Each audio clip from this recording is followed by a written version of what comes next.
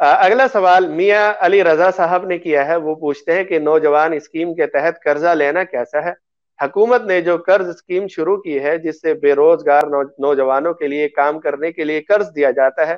5 لاکھ لیں تو اس کو 8 سال میں قسطوں میں ادا کرنا ہے، 5 لاکھ کا 70,000 تقریباً اضافی ادا کرنا ہوگا۔ کوئی نوجوان جو بے روزگار ہے کیا وہ لے سکتا ہے تاکہ اپنا کوئی کام کر سکے؟ چونکہ یہ سودی قرض ہے اس پر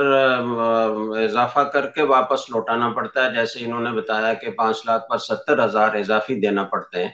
تو یہ سود ہے، اس لیے اس کے لینے کی کوئی گنجائش نہیں ہے۔ اللہ تعالیٰ سے مانگیں اور حلال روزگار کے لیے اللہ تعالیٰ سے گڑ گڑا کر مانگیں گے تو اللہ تعالیٰ انتظام فرمائیں گے۔ البتہ اگر حکومت کسی اسلامی بینک کے ذریعے سے یہ معاملہ کرے تو اسلامی بینک جو مسند علماء کی نگرانی میں چل رہے ہیں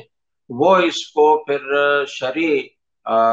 بنیادوں پر جاری کریں گے اور کوئی ایسی صورت اختیار کریں گے کہ وہ سودی معاملہ نہ رہے بلکہ کسی شرعی عقد کے تحت آ جائے۔ جیسے کسی آدمی کو اگر وہ کاروبار کروانا چاہتے ہیں، روزگار فراہم کرنا چاہتے ہیں، تو وہ کچھ رقم اپنی ملا کر اس کے ساتھ شراکت داری کر لیں گے تو پھر وہ ان کو بھی نفع آئے گا اور اس کو بھی نفع ملتا رہے گا۔ تو اس طریقے کی کوئی صورت اختیار کر لیں گے تو جائز ہو جائے گا، لیکن ابھی صورت سوال میں بیان کی گئی ہے یہ سودی ہے، اور سودی قرض جس طرح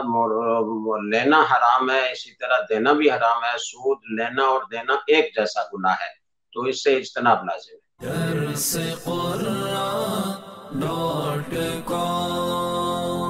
www.darsequran.com